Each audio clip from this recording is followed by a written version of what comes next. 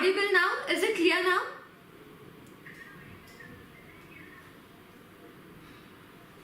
अभी ठीक है? Check now. Yes? Okay, great. Good afternoon everyone. How are you? कैसे हो सब? कैसे हो आप लोग?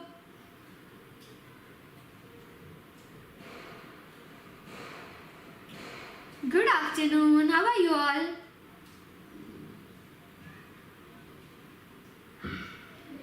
I'm good, thank you. Yes? Okay, अभी तो कितने 3 days हो गए क्लासेस स्टार्ट करके. How are you feeling? बोलो मुझे.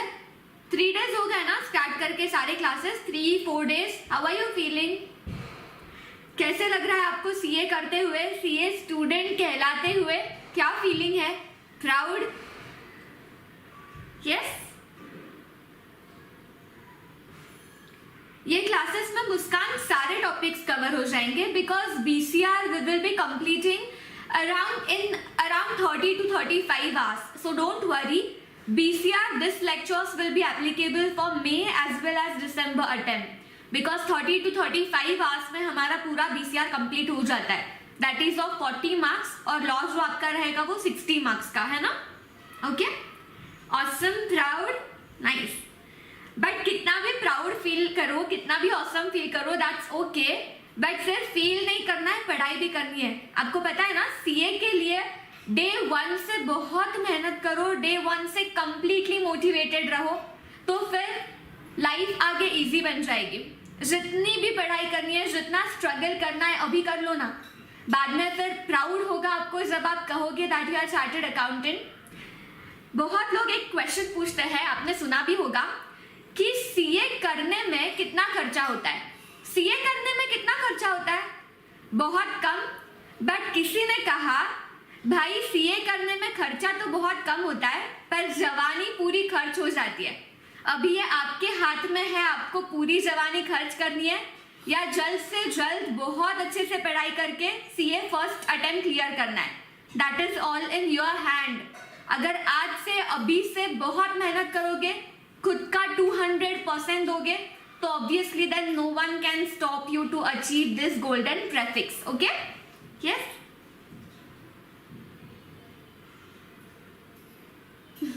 किसी को नहीं भूली हूं मैं, किसी भी ओल्ड बैच वालों को नहीं भूली हूं. Okay, today is your first day Priyanshu, but today is our 4th lecture, so you should watch previous lectures, first 3 previous lectures. That's okay. एक बार आप आज का लेक्चर देखो, बट बाद में फिर पहले 3 भी कवर कर लेना because this is very important chapter. हम लोग कम्युनिकेशन पढ़ रहे हैं, कम्युनिकेशन चैप्टर जो ऑलमोस्ट 4 to 6 मार्क्स के लिए आ सकता है एग्जाम में, है ना. Okay,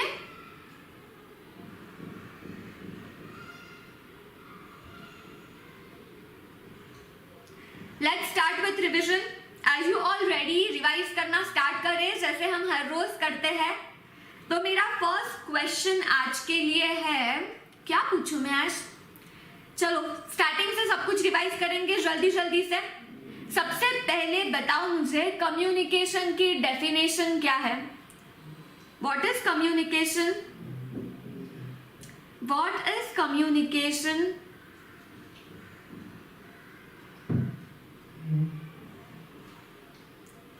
what is communication? Okay, great.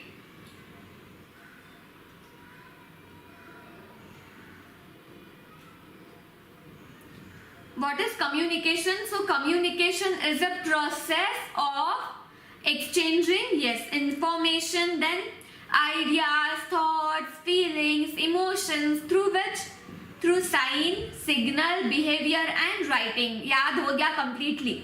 Verbal communication क्या था? वो भी याद है?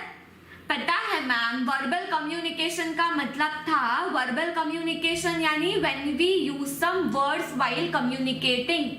कल किसी ने मुझे इंस्टा पे या टेलीग्राम पे मैसेज किया था कि मैम नॉन वर्बल कम्युनिकेशन तो विदाउट वर्ड्स होता है, फिर आपने पैरा लैंग्वेज के लिए अच्छा एग्जाम्पल क्यों दिया? कोई आंसर कर सकता है? It was a very good question. किसने पूछा मुझे नाम याद नहीं. कि मैम आपने तो बताया था कि नॉन वर्बल कम्युनिकेशन यानी विदाउट यूजिंग एनी वर्ड्स, फिर आपने पैरा लैंग्वेज के लिए अच्छा क्यों बोला, अच्छा वर्ड क्यों बताया एग्जाम्पल में? कोई आंसर कर सकता है ये क्वेश्चन? किसी का कल ये डाउट था जो मुझे पर्सनली पूछा गया था after my lecture? Can anyone tell me? हमने एक सेंटेंस पढ़ा था, आपको याद है क्या? हमने एक सेंटेंस पढ़ा था, आप लोगों को याद है? यस। उसका tone, behaviour, tone, it depends on voice tone. Basically answer क्या होना चाहिए? दो non verbal communication is without words but it will always help for verbal communication. भले नॉन वर्बल कम्युनिकेशन की डेफिनेशन वो हो कि विदाउट वर्ड्स, बट कभी भी हम लिटरल मीनिंग नहीं लेते हैं। सिर्फ नॉन वर्बल कम्युनिकेशन कोई करता है क्या? अभी आई एम कम्युनिकेटिंग, तो that is verbal communication because I am using my words, but am I using non verbal communication as well?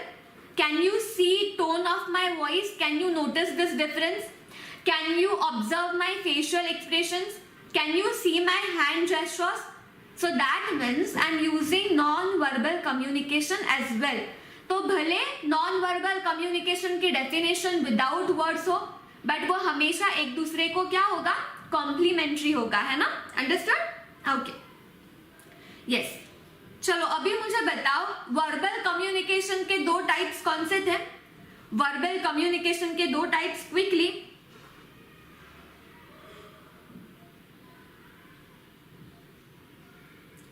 Verbal communication के कौन से थे दो types? Hi Tanisha. Oral and written. So oral and written types of verbal communication. Written में हमारे 3 points थे। Written कहाँ होता है ma'am? First of all written होता है हैंडबुक्स, रिपोर्ट्स, लेटर्स, है ना? उसके बाद और कहाँ पे लिखते हो रिटर्न? चैट प्लेटफॉर्म, जो आप चैट करते रहते हो on various platforms. Then where it is necessary and mandatory, it is mandatory for legal instruction, legal documentation and business instruction, business interaction, है ना? फिर और थर्ड पॉइंट था effectiveness depends on. Written communication का जो इफेक्टिवनेस होगा वो किस पे डिपेंड होगा ma'am? It depends on our writing style, our grammar and our vocabulary. Alright. उसके बाद फिर आ जाओ ओरल कम्युनिकेशन पे। ओरल में अगेन 3 पॉइंट्स। ओरल में first point was oral communication कहाँ होता है? Face to face, telephonically, voice note और वीडियो कॉन्फ्रेंसिंग, वॉइस कॉल, ये सारे हो गए ओरल कम्युनिकेशन के टाइप्स। देन हमने देखा था जो ओरल कम्युनिकेशन है उसमें भी फॉर्मल इनफॉर्मल दो टाइप्स थे। तो ओरल कम्युनिकेशन का जो फॉर्मल टाइप था वो कहाँ पे होता है? Yes, lectures, seminars and conferences. और informal gossip and chit chat, that was easy, gossip and chit chat. Effectiveness depends on way we speak, our speed, our volume, है ना? तो 3 पॉइंट्स हो गए ओरल के। अभी हमने ये क्या पढ़ा? रिटन एंड ओरल किसके टाइप्स? वर्बल कम्युनिकेशन के types. Okay, now next tell me non verbal communication के टाइप्स बताओ। नॉन वर्बल कम्युनिकेशन के टाइप्स बताओ ना मुझे, बोलो ना।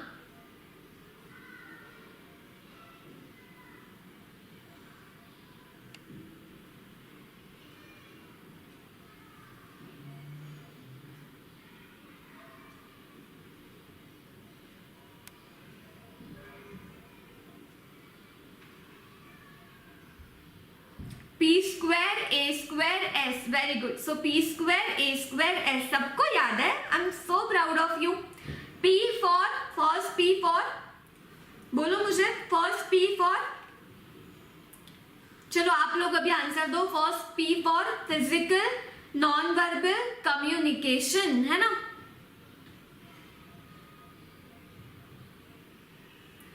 Physical non verbal communication, that was our first P। उसमें क्या क्या आता है मैम? उसमें आता है facial expressions, gesture, body language, ये था physical non-verbal communication, stance, the way we stand.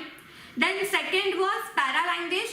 Paralanguage, the way we say something more than the actual words, reveal the intent of the message. For example, अच्छा, तो ये भी आपको बहुत अच्छे से पता है अभी. तो ये हो गया हमारा paralanguage. Always words are more important. Words are not important. Always the way we speak is more important. Okay. Paralanguage के बाद हमने देखा था aesthetic communication. What was that? When we communicate through some art form such as painting, dancing, music, sculpture, ये हो गया aesthetic communication. फिर हमने पढ़ा था appearance. So appearance is basically that is your first impression. You should always be well dressed because that will be assumed as well organized person. और shabby dress up करके जाओगे तो you will be presumed as a disorganized person. Then you should always wear some light shade, avoid dark shade, wear white or some light shade, wear formal wear. तो ये हो गया appearance.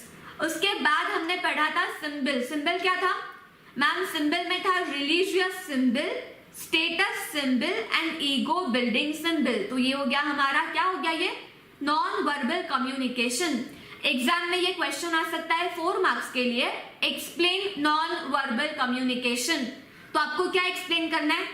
पहले तो लिखना है वर्डलेस मैसेजेस और फिर आपको ये 4-5 पॉइंट्स लिख के 1-2 सेंटेंस में उसका एक्सप्लेनेशन देना है. ऑलराइट, याद आ गया नॉन वर्बल कम्युनिकेशन. फिर हमने पढ़ा था formal communication. Can someone tell me, मैंने फॉर्मल कम्युनिकेशन में क्या क्या पॉइंट्स बताए? कुछ याद करोगे, कुछ बताओगे मुझे? क्या क्या पॉइंट्स बताए, बोलो ना. क्या क्या पॉइंट्स बताए थे मैंने फॉर्मल कम्युनिकेशन के लिए? यस और नो?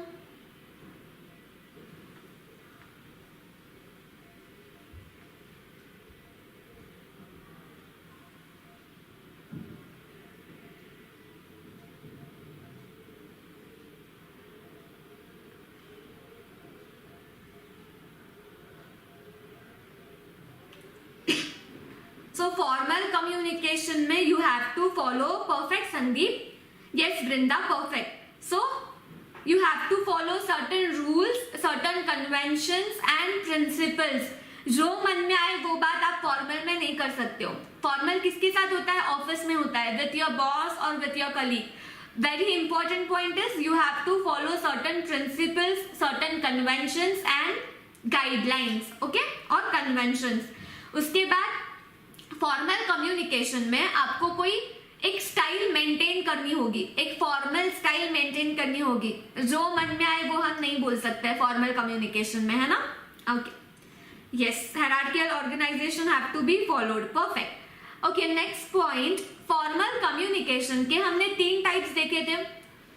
आपको याद है क्या? क्या आपको याद है? क्या तुम्हें याद है? बताओ मुझे. हमने फॉर्मल कम्युनिकेशन के 3 टाइप्स पढ़े थे. कौन से थे? Vertical, horizontal, diagonal. परफेक्ट. सो वर्टिकल का कीवर्ड बताओ ना प्लीज. वर्टिकल का क्या कीवर्ड है, बोलो ना. वर्टिकल का कीवर्ड बोलो. क्या तुम्हें याद है वर्टिकल का कीवर्ड क्या था? Vertical, upward, downward. Yes ma'am, जब भी सुपरवाइजर और सबऑर्डिनेट के बीच में कम्युनिकेशन होता है तो वो हो जाता है हमारा vertical communication. So communication is always between supervisor and subordinate. Subordinate is lower level authority. Subordinate is like some employee. So subordinate and supervisor, when they will communicate with each other, that will always be upward and downward communication because one is lower authority, one is higher authority. So that means this is vertical communication. Next was horizontal communication. चलो horizontal याद है? Horizontal was same level. When you are communicating with some other CA and you are CA, तो ये हो जाएगा same level communication. और general manager of purchase department is communicating to general manager of sales department, then that is horizontal communication. That means same level communication, right? Now third is diagonal. Diagonal का keyword बोलो. Diagonal का keyword बताओ ना, diagonal का keyword क्या था? Diagonal यानी cross functional. Yes, cross functional. Example, for example, one employee of purchase department is communicating to head of marketing department, so this is cross functional communication. ये हो जाएगा डायगोनल. डायगोनल कम्युनिकेशन से क्या होता है? तो you can reduce miss interpretation और distortion. हमने कल वो सेंटेंस पढ़ा था. अगर आप सीधा सीधा किसी से भी कम्युनिकेट कर पाए तो कोई भी मिस इंटरप्रिटेशन, कोई भी मिसअंडरस्टैंडिंग नहीं होगी, है ना. तो diagonal will be very effective in large organisation.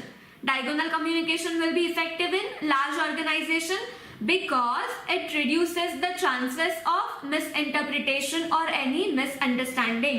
Okay, now last question, informal communication. बोलो informal communication, last वाला बोलो ना. informal communication,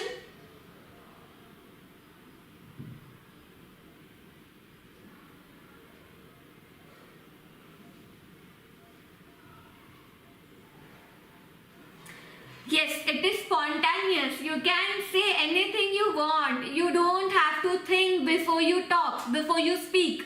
You don't have to think about anything. जो मन में आए वो बोल दो, because it is always spontaneous. There is no rules, no conventions, no guidelines, no principles, no specific style. जो मन में आए बोल दो. ऊपर से वो किसके साथ होता है? नेबर्स के साथ, फैमिली के साथ, फ्रेंड्स के साथ, है ना. गुड. फिर मैंने पढ़ाया था आपको grapevine. Can you tell me grapevine क्या था? मीनिंग क्या था ग्रेप पाइन का? ग्रेप पाइन का मीनिंग क्या था? गॉसिप. ओके, गॉसिप अच्छा होगा या बुरा होगा? It can be both. Why both ma'am? Because it satisfies the relationship needs. For example मैंने कल बताया, अगर कोई कलीग कोई प्रॉब्लम फेस कर रहा होगा, कोई कलीग के ऑफिस में वो कोई प्रॉब्लम फेस कर रहा होगा और आप उससे शायद से कुछ हेल्प कर रहे हो उस प्रॉब्लम सॉल्व करने के लिए, तो that can be a good gossip. तो गॉसिप अच्छा भी हो सकता है, बुरा भी हो सकता है. अगर आप लोग बॉस की बुराई कर रहे हो तो गॉसिप बुरा हो गया, बट अगर आप किसी को हेल्प कर रहे हो तो वो गॉसिप अच्छा हो गया. तो it helps in building relationships, है ना. It helps in building relationship. तो हमने फॉर्मल भी पढ़ लिया, इनफॉर्मल भी पढ़ लिया. इनफॉर्मल के कोई भी टाइप्स नहीं है. जैसे फॉर्मल के टाइप्स है ना, वर्टिकल, हॉरिजॉन्टल, डायगोनल, वैसे इनफॉर्मल के कोई टाइप्स नहीं है. अभी कोई मुझे ये बता सकता है कि इनफॉर्मल में टाइप्स क्यों नहीं है और फॉर्मल में टाइप्स क्यों है? आदत लगा दो. जब भी सीए की पढ़ाई करते हो ना, हमें सिर्फ पढ़ना नहीं है, हमें हमारी थिंकिंग डेवलप करनी है. हमेशा क्वेश्चंस आने चाहिए. अरे फॉर्मल में तो टाइप्स थे, फिर इनफॉर्मल में क्यों नहीं है? मैम ये ऐसा क्यों नहीं है, ये ऐसा क्यों है? ये क्रिटिकल थिंकिंग जो है वो आपकी डेवलप होनी चाहिए. तो बहुत यूजफुल रहेगा आपको आपके आगे के जर्नी के लिए. Okay, yes, just because it is unofficial and spontaneous. Okay, और कुछ बेटर वर्ड्स में बोलो ना. You are right, but better words में बताओ. मुझे परफेक्ट आंसर चाहिए, because you don't have to follow any pattern. Okay, Yash, pattern के लिए कोई और वर्ड बताओ मुझे. पैटर्न के लिए tell me some other word. It is unofficial, it is spontaneous, I understood, but I am searching for some perfect word. मुझे perfect word चाहिए. कोई नहीं बता रहा है. मुझे एक perfect word दो ना. No rules नहीं, format नहीं, rules and regulation नहीं. No, no, no, no, no. No principles नहीं. You can talk without any restrictions. That is true. Your answer is correct. But मैं बहुत appropriate word को ढूंढ रही हूँ. कोई बता सकता है वो word? मैं बहुत एक appropriate word को ढूंढ रही हूँ. Because सुनो, अभी फॉर्मल कम्युनिकेशन में हमने पढ़ा था एक आपको हायरार्की फॉलो करनी होती है, एक लेवल फॉलो करनी होती है. वैसे इनफॉर्मल में कोई हायरार्की फॉलो नहीं करनी होती है, because that is spontaneous and unofficial. So main answer is यहाँ पे कोई हायरार्की नहीं है. तो यहाँ पे क्यों टाइप्स होगा? Vertical, horizontal, diagonal. यहाँ पे तो you can talk to anyone without any hesitation, without any restriction. You don't have to think anything before you speak, am I right? So इसीलिए इनफॉर्मल में कोई भी टाइप्स नहीं है, ओके? ठीक है, हमारा रिविजन कंप्लीट हो गया। How was it? सब कुछ याद आ रहा था? Are you feeling confident enough for BCR जितना हमने अभी तक पढ़ा? हम ऐसे ही पढ़ने वाले, पूरा बीसीआर में आपका क्लास में ही खत्म करने वाली हूँ। कैसे लग रहा है आपको? कॉन्फिडेंस आ रहा है? पता चल रहा है कि बीसीआर का टेंशन नहीं है, सब मैम करवा लेगी? यस, है ना? नाइस, सब कुछ आ रहा था? ग्रेट। सो बीसीआर आप मुझ पे छोड़ दो, बीसीआर का बिल्कुल भी टेंशन मत लो। I am here, have faith, BCR आपका यूं ही आसानी से कंप्लीट हो जाएगा। सारी चीजें मैं क्लास में आपसे लर्न करवा लूंगी, राइटिंग प्रैक्टिस भी करवा लूंगी, ओके? ग्रेट, ओके, चलो आज आगे बढ़े फिर। अभी हम लोग नेटवर्क्स से ज्यादा पहले ना कैरेक्टरिस्टिक्स पढ़ लेते हैं। नेटवर्क्स हम लोग बाद में पढ़ेंगे, सब लोग पहले आ जाओ कैरेक्टरिस्टिक्स ऑफ इफेक्टिव कम्युनिकेशन पे। अभी हमने इतना सारा रिविजन कर ही लिया ना, जल्दी से इडियम्स भी रिवाइज कर लेते हैं और फिर आज न्यू पढ़ते हैं, ओके? फर्स्ट मुझे बोलो, सबसे फर्स्ट बेड ऑफ रोजेस का मतलब क्या था? बेड ऑफ रोजेस का मतलब क्या था? सारी रिवीजन कर ली, ये भी कंप्लीट करते हैं और फिर आगे का पढ़ते हैं। Bed of roses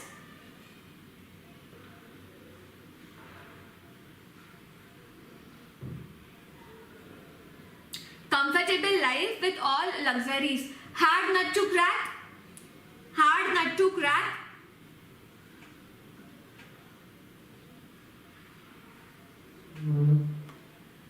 hard nut to crack,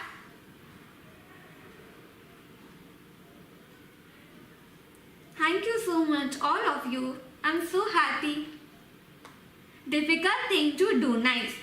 फिर मैंने क्या पढ़ा था? French leap, French leap, yes, idioms exam में आते हैं ना, अदरवाइज मैं क्यों पढ़ाऊंगी Dhanashree? This is all exam oriented. आपको इडियम्स एग्जाम में आएंगे, इसीलिए तो हम पढ़ रहे हैं, और बहुत सारे हैं तो रोज दो दो करके खत्म करेंगे तो आपको याद हो जाएगा, है ना? एट अ टाइम पढ़ोगे तो भूल जाओगे। Uninformed leave, so French leave, uninformed leave. Next मैंने पढ़ाया था आपको square meal, square meal, square मिल,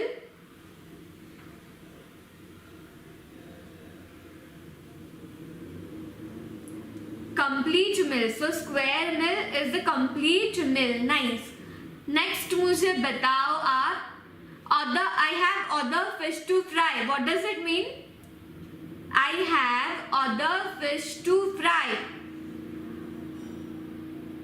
2 मार्क्स के लिए आ सकता है, इडियम सबको आ सकता है 2 मार्क्स के लिए, 2 to 3 मार्क्स यू हैव, और ये बहुत सिंपल हाथ के मार्क्स है, it is very scoring. Other important work to do, other important work to do, nice. अभी सब लोग आ जाओ कैरेक्टरिस्टिक्स पे, characteristics of effective communication, okay? हम लोग पढ़ेंगे characteristics of effective communication. 12th में आपने पढ़ा होगा 7 C's, ऐसा कुछ पढ़ा है? क्लैरिटी, कंसाइजनेस, कंप्लीटनेस, 12th में था क्या? पढ़ा है क्या कभी? पढ़ा है क्या कभी?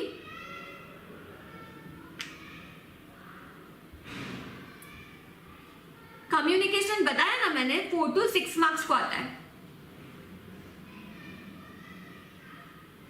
नहीं पढ़ा? यस, नो, नो, चलो कोई बात नहीं। ये जो कैरेक्टरिस्टिक्स है ना, हम लोग एक स्टोरी से पढ़ने वाले हैं। आपको आज कुछ नहीं करना है, आराम से बैठो, ऐसे सोचो कि मैम बस स्टोरी सुना रही है, हम तो पढ़ाई नहीं कर रहे, और स्टोरी खत्म हो जाएगी और आपको पता चल जाएगा, आपके सारे कैरेक्टरिस्टिक्स लर्न भी हो गए। सब लोग रेडी है? आराम से आप लोग स्टोरी सुनोगे? Yes?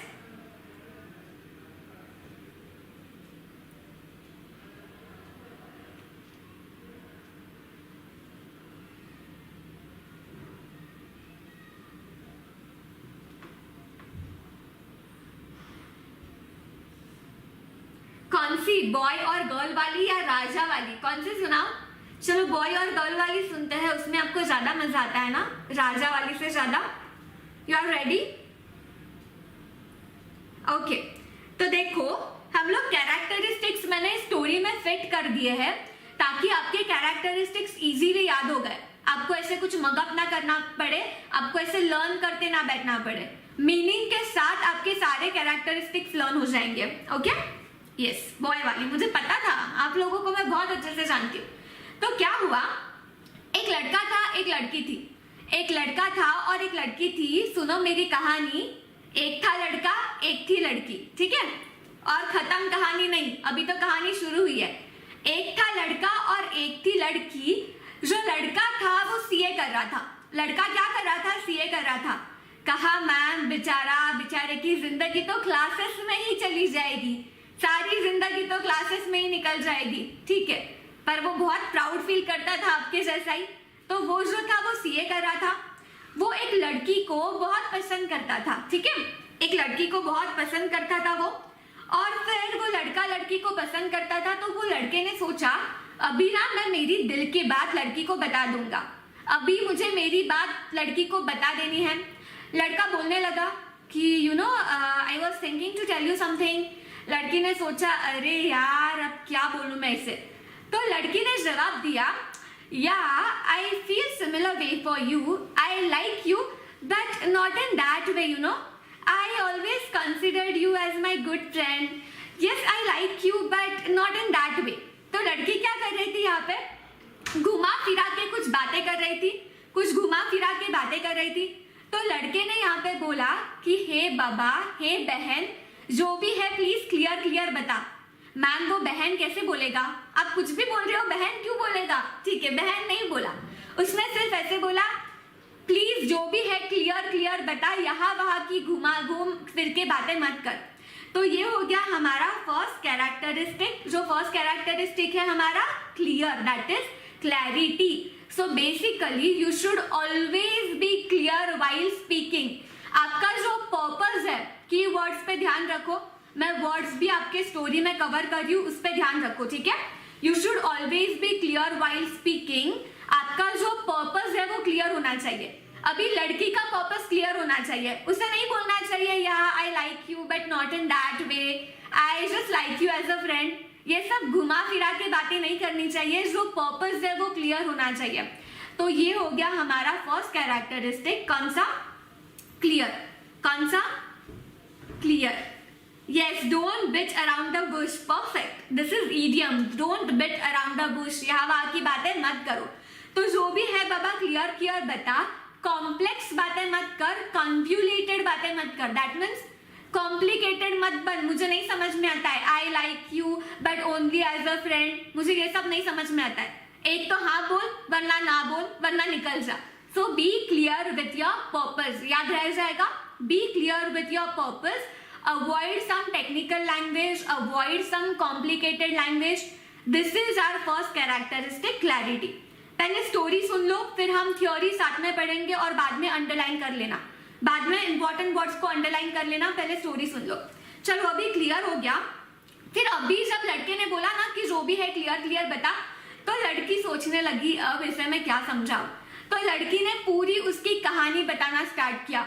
You know what happened, actually मैं बहुत दिनों से सोच रही थी बट ऐसे लग रहा था कि मैं और कुछ दिन लेती हूँ, मैं और कुछ दिन सोचती हूँ।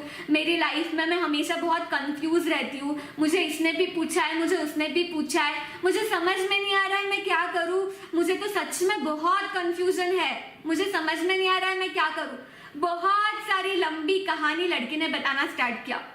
लड़का बेचारा सुन रहा था, पक गया, सुनते सुनते पक गया। और फिर बाद में उसने बोला हे भगवान ये लड़की कब खत्म करेगी। तो लड़के ने बोला बहन प्लीज थोड़ा सा शॉर्ट में बता दो। बहन नहीं बोला, लड़की ने बोला प्लीज थोड़ा सा शॉर्ट में बता दो, दैट मीन्स कंसाइज। शॉर्ट में बताने का मतलब क्या होता है, कंसाइज। तो शॉर्टली के लिए और एक वर्ड है दैट इज कंसाइज, कंसाइज के लिए और एक वर्ड है दैट इज ब्रेविटी। स्टोरी को एंजॉय करो बट मैं जो वर्ड्स बोलती हूँ उसके तरफ भी ध्यान दो, ठीक है।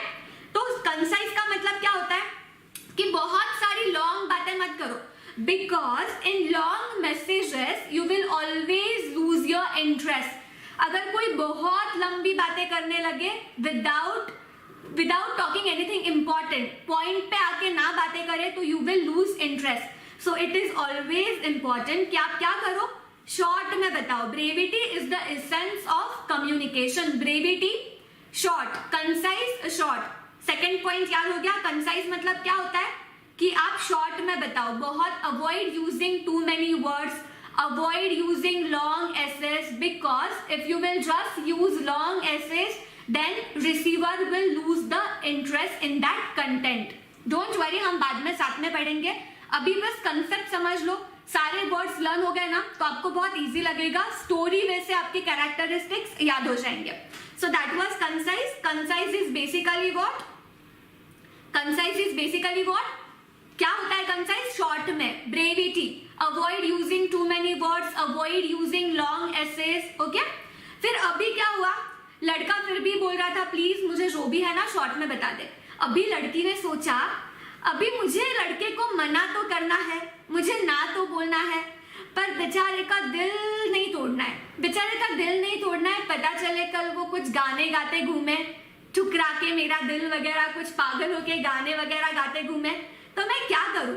फिर लड़की ने सोचा अच्छा लड़का तो सीए करता है ना, मैं क्या करता हूँ, मैं पूछता हूँ लड़के को, मैं पूछती हूँ लड़के को कि तुम्हें कितने अटेम्प्ट्स लगे। अच्छा तुम अभी सीए फाइनल में हो, मुझे बताओ जरा सीए फाइनल को कितने अटेम्प्ट्स लगे। अभी आप सोचो लड़की ने क्या बात कर दी, दिल तोड़ना अच्छा था, उसने तो अटेम्प्ट्स की बात कर दी। अटेम्प्ट्स पूछ के बेचारे का और दिल तोड़ दिया, इससे अच्छा तो वो सीधा सीधा दिल ही तोड़ देती, है ना। तो अटेम्प्ट्स पूछा मतलब क्या पूछा, नंबर पूछा। Now focus on this point, क्या पूछा, नंबर पूछा। That means fact and figure पूछी कि चल तू मुझे अभी फैक्ट बता, तू मुझे फैक्ट बता कि फाउंडेशन को तुझे कितने अटेम्प्ट्स लगे, तुझे एंटर को कितने अटेम्प्ट्स लगे, तुझे फाइनल को कितने अटेम्प्ट्स लगे। एसपीसी स्टूडेंट नहीं था ना वो, तो फिर उससे पूछा गया कि कितने अटेम्प्ट्स लगे। दैट मीन्स फैक्ट और फिगर्स के साथ मुझे बता, मुझे पूरा डेटा चाहिए, कौन सा अटेम्प्ट कब दिया, उसमें कितने मार्क्स आए, कितने मार्क्स से मार्क अटेम्प्ट छूट गया, कौन से अटेम्प्ट पे क्लियर हुआ, तब कितने मार्क्स आए। तो सारे फैक्ट और फिगर्स के साथ बताना, इसको वर्ड कौन सा होता है, कंक्रीटनेस। नाउ रिपीट आफ्टर मी, जब भी कोई आपको फैक्ट और फिगर्स पूछता है, फैक्ट और फिगर्स यानी कोई डेटा, जैसे अगर मैं एग्जांपल लूं, कोई ऑर्गेनाइजेशन में मुझे डेटा चाहिए कि इस साल का हमारा सेल कितना था, मुझे बताओ, हमें टोटल नंबर ऑफ प्रोडक्ट्स बताओ, हमें रुपीस बताओ, कितने रुपीस का सेल हुआ। तो I am demanding fact and figures for that organisation, for that particular quarter, है ना। तो जब भी फैक्ट एंड फिगर्स की बात होती है that is concreteness. Repeat after me, मैंने कौन सा पॉइंट बोला अभी, कंक्रीटनेस। तो फैक्ट और फिगर्स के साथ बताओ, उससे क्या हो जाएगा, कोई भी मिसअंडरस्टैंडिंग नहीं होगी, कोई मिस इंटरप्रिटेशन नहीं होगा। मेरे पास सीधा सीधा फैक्ट्स होगी, मेरे पास सीधा सीधा फिगर्स होगी, है ना। तो मिसअंडरस्टैंडिंग का, मिस इंटरप्रिटेशन का कोई स्कोप ही नहीं बचेगा, बिकॉज मेरे सामने तो सब कुछ डेटा हो जाएगा ना, सब कुछ डेटा अवेलेबल होगा, that I can use as my evidence, that I can use as my evidence. So that is concreteness. 4 points repeat कर सकते हो मेरे स्टोरी के, फिर मैं स्टोरी में आगे बढ़ती हूँ। जल्दी से मुझे कैरेक्टरिस्टिक्स के 4 पॉइंट्स बताओ क्विकली। सब लोग टाइप करेंगे, सब लोग टाइप करेंगे।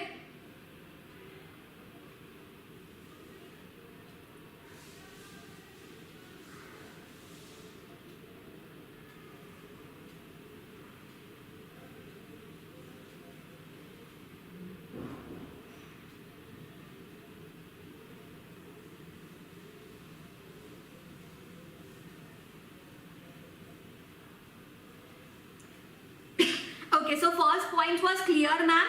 क्लियर यानी be clear with your purpose. किसके साथ क्लियर रहना है, with your purpose.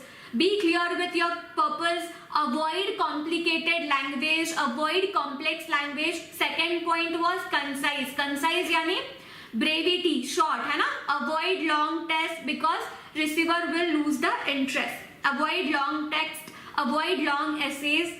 Okay, nice. फिर थर्ड पॉइंट था कंक्रीट। कंक्रीट क्या था, कंक्रीट क्या था, concrete was use fact and figures. 3 ही पॉइंट हुए ना।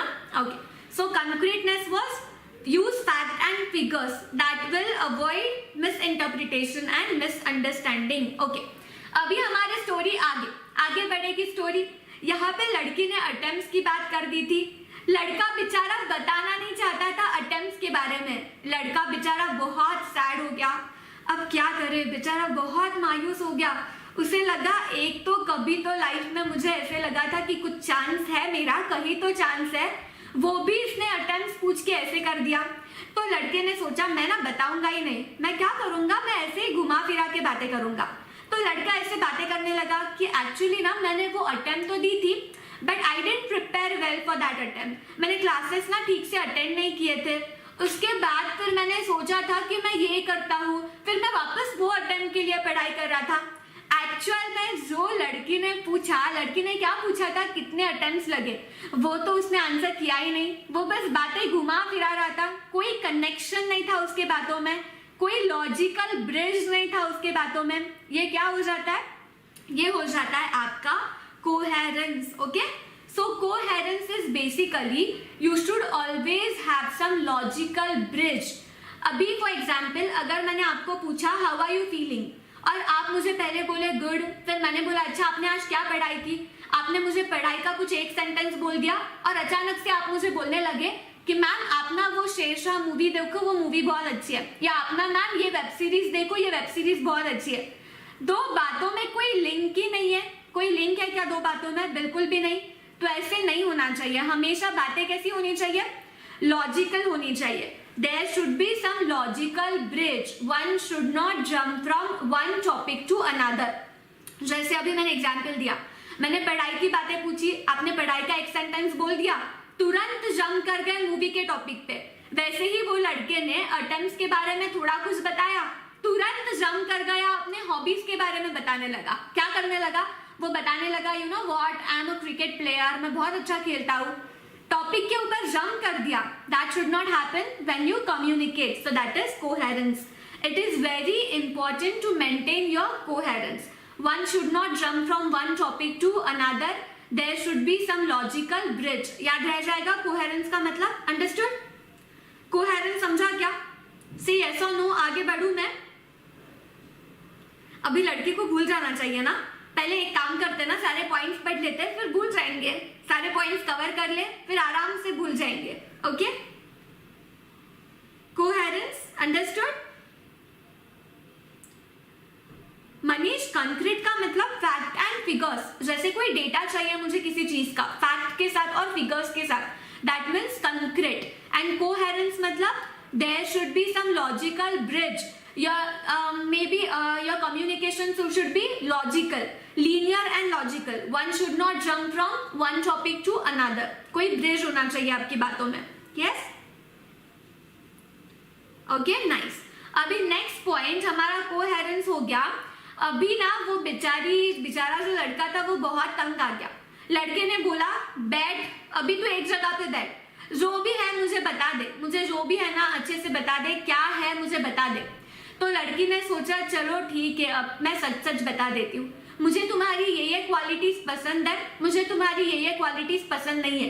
अच्छे से मैं उसे लिस्ट बता देती हूँ, मुझे जो भी प्रॉब्लम्स है मैं उसे बता देती हूँ। That is completeness. कंप्लीटनेस यानी व्हाट? कंप्लीटनेस यानी आप कोई भी बातें आधी अधूरी मत छोड़ो, कंप्लीटली सारी चीजें बताओ, बीच में से ही मत छोड़ो। अदरवाइज क्या होगा? कम्युनिकेशन हमेशा इनकम्प्लीट रह जाएगा। फिर वापस लड़की को लड़की के पास जाना पड़ेगा, लड़की वापस सारी इंफॉर्मेशन देगी, ये होना नहीं चाहिए। तो कंप्लीटनेस से क्या होता है? When you complete your communication, इससे क्या होता है? तो आपकी एडिशनल कॉस्ट बच जाती है, आपका एडिशनल टाइम बच जाता है। तो वो लड़के का जो एडिशनल कॉस्ट लगी होगी लड़की को इम्प्रेस करने, वो बच जाएगी, एडिशनल टाइम बच जाएगा। अगर पता है वो नहीं भाव देने वाली है तो क्यों मैं उसके पीछे घूमू ना। इससे अच्छा जो भी है मैं अभी कंप्लीट बता देती हूँ, तू भी मुझे कंप्लीट बता दे, तो इट विल सेव व्हाट? ये सारे कीवर्ड्स मैंने कवर किए हैं, मेरे साथ रिपीट करो। It will save what? It will save time and cost, so that you should always complete your communication, you should always convey all information and all facts. okay अभी next point, ठीक है। अभी जब लड़की ने सारी information बता दी सब कुछ बता दिया, सारी कंप्लीट इंफॉर्मेशन बता दी, तो लड़के की थोड़ी सी सटक गई, लड़का थोड़ा सा गुस्सा हो गया। लड़का गुस्सा हो गया, गुस्से में वो कुछ बोलने लगा। अभी लड़की के सामने गुस्से में कभी कोई बात करनी चाहिए क्या? Not at all. फिर तो कोई खैर नहीं, तुम्हारी सारी पीछे की बातें निकल जाएगी। गलती से गलती लड़की की भी हो, और अगर तुमने गलती से गुस्से में बात कर दी तो फिर कैसे हो जाएगा? फिर सारी बातें पलट जाएगी। तो इसलिए लड़के को कैसे बात करनी चाहिए थी? पोलाइट रहना चाहिए था। पोलाइट रहना यानी इसके लिए कौन सा वर्ड है? कर्टसी। पोलाइट रहना यानी कौन सा वर्ड है? Courtesy. So you should always consider feelings of the receiver. Receiver यानी जिनसे हम लोग बात कर रहे हैं ना, तो उनकी फीलिंग्स को ध्यान में रखो, उनके साथ हमेशा पोलाइट रहो, कंसिडरेट रहो, रिस्पेक्टफुल रहो, हमेशा रिस्पेक्ट करना चाहिए। So be polite, be considerate, be respectful, okay? Be polite that means courtesy. Be polite, be considerate, be respectful. Always consider feelings of receiver, feelings of the receiver. That is courtesy. अभी मुझे सारे points बताओगे, फिर मैं वापस आगे बढ़ती हूँ। हमारे लास्ट 3 पॉइंट्स बचे हैं और फिर हम लोग साथ में रीड करेंगे, ओके? मैं बहुत अच्छे से जानती हूँ ना, क्या करूँ? आपको मैं बहुत अच्छे से जानती हूँ, because I can relate with you. So first was clear. Clear के बाद क्या था मैम? क्लियर के बाद था शॉर्ट में बताए, कंसाइजली बताए, क्योंकि लड़की बहुत ज्यादा बता रही थी तो लड़के ने बोला कंसाइजली बोलो। तो क्लियर के बाद मैम कंसाइज था। फिर लड़की ने अटेम्प्ट्स पूछ लिए, वो कौन सा था? Fact and figures, that means concreteness. फिर लड़की यहाँ वहां की बातें कर रही थी, नहीं लड़का यहाँ वहां की बातें कर रहा था। जब अटेम्प्ट्स के बारे में पूछा तो लड़का क्या कर रहा था? यहाँ वहां की बातें करने लगा, घुमा फिराने लगा। So that was coherent. कोई लॉजिकल ब्रिज होना चाहिए। कोहेरेंट के बाद दोनों ने डिसाइड किया कि जो भी है बैठ के पूरा कंप्लीट करेंगे। So that was completeness. लड़के को थोड़ा गुस्सा आ गया तो लड़के को पोलाइटली बात करनी चाहिए थी, रिस्पेक्टफुल रहना चाहिए था। ये कौन सा पॉइंट था? Courtesy. So this was courtesy. Am I right? याद हो गए सारे पॉइंट्स? यहाँ तक सारे पॉइंट्स याद हो गए? यस और नो? से यस, से यस। सारे पॉइंट्स कंसेप्चुअली भी समझ गए और याद भी हो गए, है ना? Okay nice. फिर अभी देखो, अभी लड़के को क्या लगा पता है क्या? जब ये लड़का और लड़की बात कर रहे थे तो लड़के को लगा कि क्या यार, ये लड़की तो मुझे बस घुमा रही है। तो लड़के की नजर थोड़ी यहाँ वहां गई, और ऐसे तो कभी नहीं होना चाहिए। आपके सामने जो है आपको उसी पे फोकस करना चाहिए, आपकी नजर यहाँ वहां जानी नहीं चाहिए। लड़का क्या कर रहा था? लड़का लड़की से तो बात कर रहा था, साइड से कोई चला गया उसको भी देख रहा था। ये तो नहीं करना चाहिए। तो लड़के को क्या करना चाहिए? हमेशा पूरा फोकस देना चाहिए लड़की के ऊपर, राइट? हमेशा क्या देना चाहिए? Focus and attention. So this is our next point. जिसके साथ तुम लोग बात कर रहे हो उसी को कंप्लीटली फोकस दो, उसी पे कंप्लीटली अटेंशन दो। मल्टीटास्किंग मत करो। जैसे आप लोग एग्जाम में भी मल्टीटास्किंग करते हैं वैसे मत करो। मल्टीटास्किंग यानी लेक्चर देखते देखते किसी का टेक्स्ट आ गया, रिप्लाई कर दिया। लेक्चर देखते देखते किसी का फोन आ गया, उठा लिया। लेक्चर देखते देखते आप देख रहे थे मॉम ने आज खाने में क्या बनाया है। ये सब मत करो, मल्टीटास्किंग मत करो। तो यहाँ पे हमारा कीवर्ड है multitasking, focus and attention. Complete focus देना है रिसीवर को, कंप्लीट अटेंशन देना है रिसीवर को। मल्टीटास्किंग मत करो। मल्टीटास्किंग से क्या हो जाएगा? मैसेज मिस इंटरप्रीट हो जाएगा, कोई मिसअंडरस्टैंडिंग हो जाएगी रिसीवर को। लड़की को मिसअंडरस्टैंडिंग हो जाएगी, मिस इंटरप्रिटेशन हो जाएगा कि ये लड़का तो इंटरेस्टेड है ही नहीं। तो कोई भी मिस इंटरप्रिटेशन, मिसअंडरस्टैंडिंग मत होने दो। Okay, so now next point focus and attention हो गया। Now next point is listening for understanding. अभी लड़के को हमेशा लिसनिंग करना चाहिए, ना कि हियरिंग करना चाहिए। Now can you tell me what is the difference between listening and hearing? क्या आप बता सकते हो?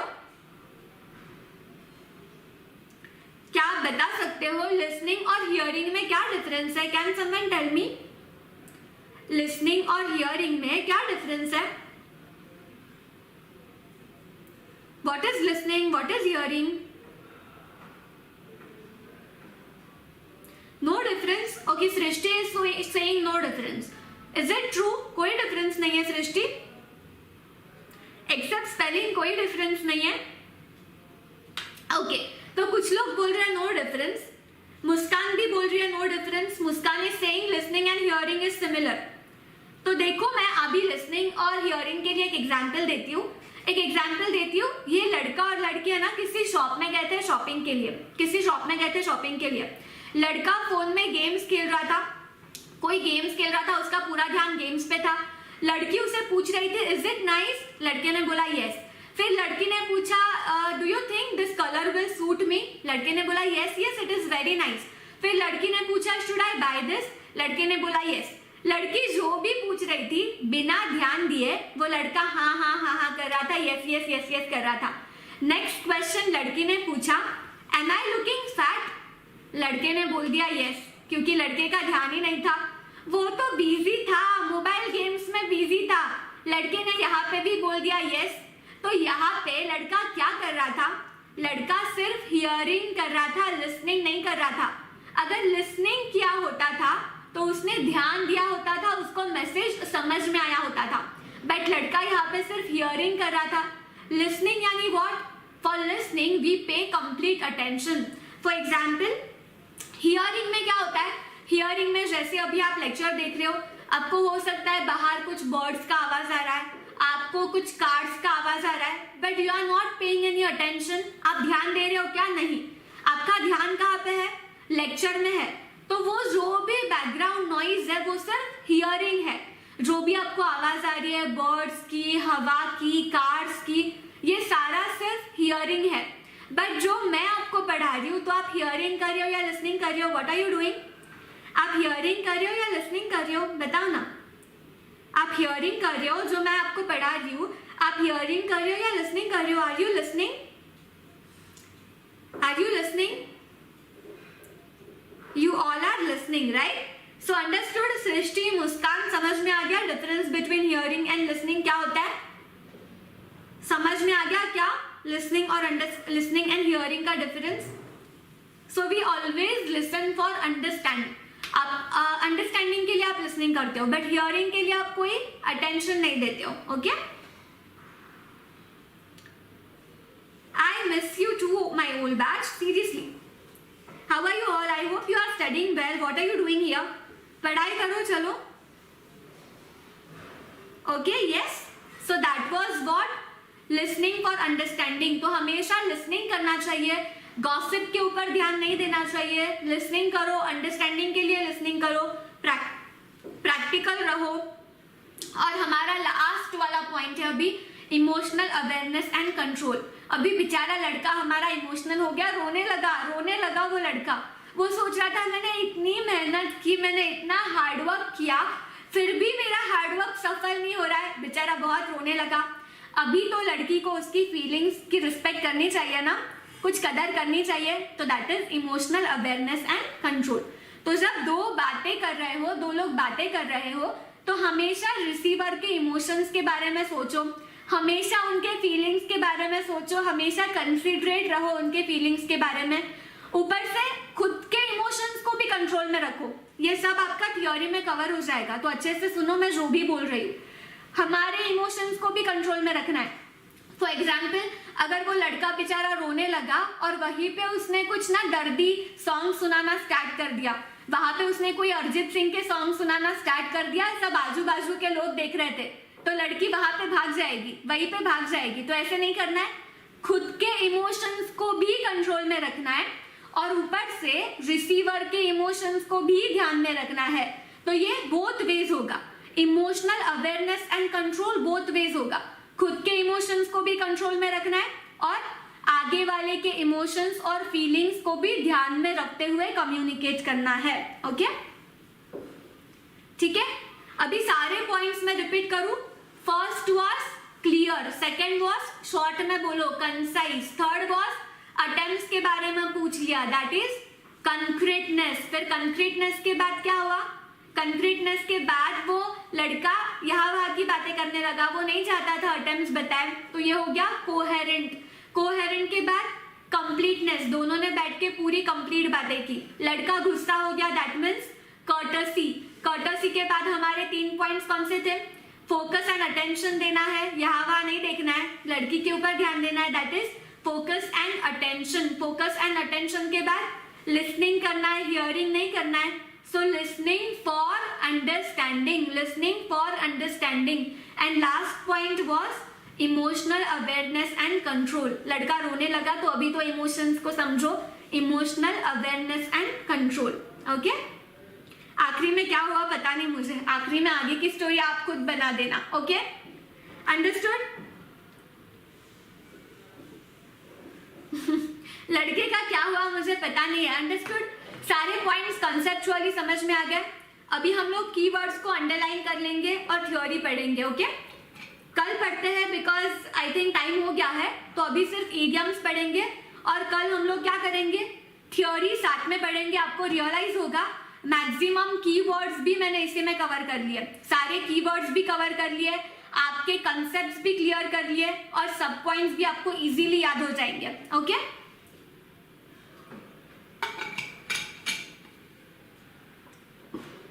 वो कबीर सिंह बन गया। ओके, यस यस, सीए बन गया, लड़का सीए बन गया। ठीक है, एक बार वापस रिपीट करोगे सारे पॉइंट्स क्विकली, लास्ट मेरे लिए एक बार। क्लियर, क्लियर के बाद था कंसाइज, कंसाइज के बाद था कंक्रीटनेस, कंक्रीटनेस यानी फैक्ट एंड फिगर्स। फिर कोहेरेंस, कोहेरेंस के बाद था कंप्लीटनेस, फिर कंप्लीटनेस के बाद आ गया हमारा कर्टसी, कर्टसी के बाद focus and attention, listening for understanding, emotional awareness and control. आपको सीरियली याद रखने की जरूरत नहीं है, आप बीच में से भी पॉइंट्स लिख सकते हो। ओके, यस, ठीक है। चलो अभी इडियम्स करोगे, आज के लास्ट 2 इडियम्स पढ़ते हैं।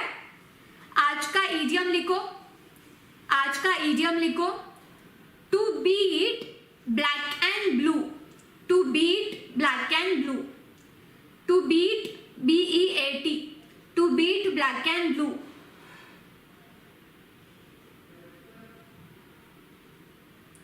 To beat black and blue.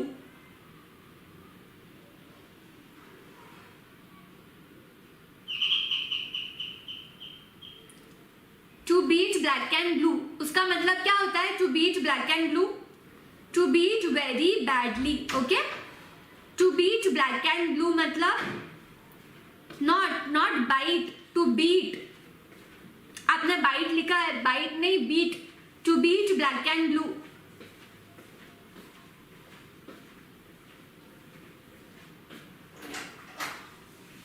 To beat black and blue, that means to beat very badly.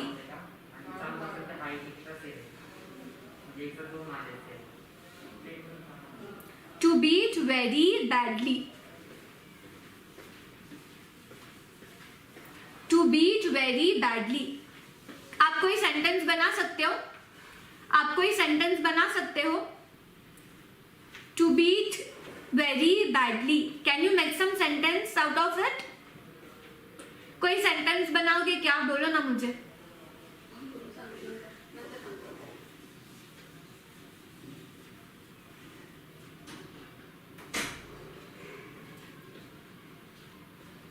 कोई सेंटेंस बनाओगे क्या? बोलो ना।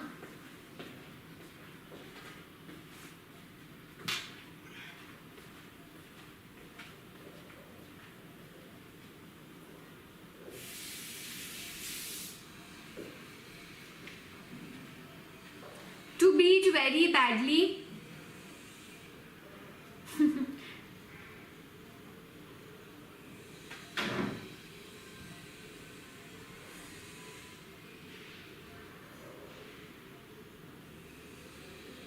To beat very badly, that means to beat black and blue. Your dad will beat you black and blue. Okay, so you understood? No, I won't beat you, don't worry, Vinaya. My sister had beaten me black and blue for not giving her remote, TV remote. Okay.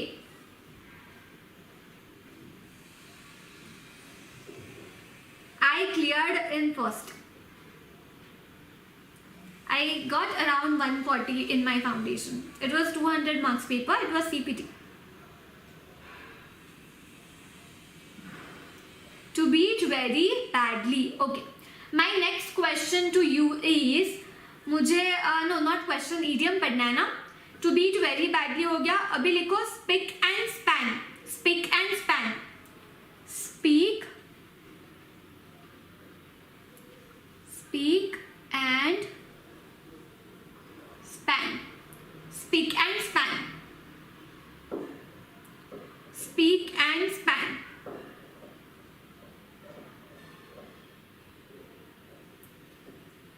Speak and span. Speak and span का मतलब होता है, Speak and span. Speak and span का मतलब होता है very neat, clean and organized.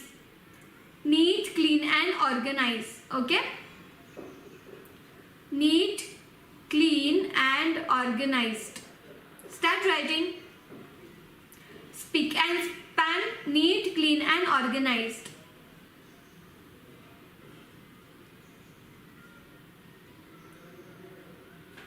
Neat, clean and organise.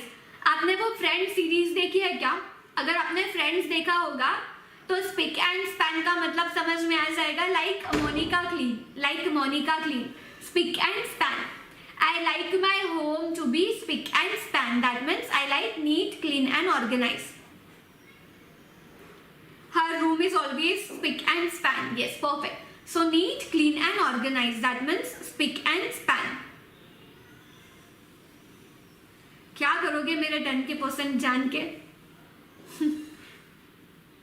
It was around 88 or 89. Yes, speak and span, neat, clean and organized, like Monica clean. Monica friends character Monica, है ना? So I like my room to be spick and span. That means I like it very clean, neat and organized. Okay?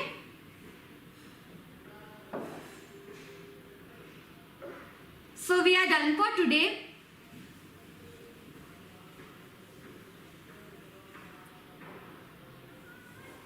हो गया हमारा पढ़ के. I hope you enjoyed today's lecture. Okay? So I'll see you tomorrow.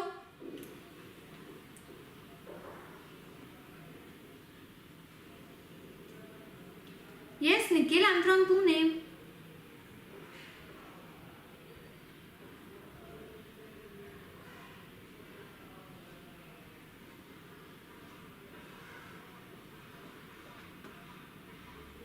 Bye bye. Have a good day. Take care.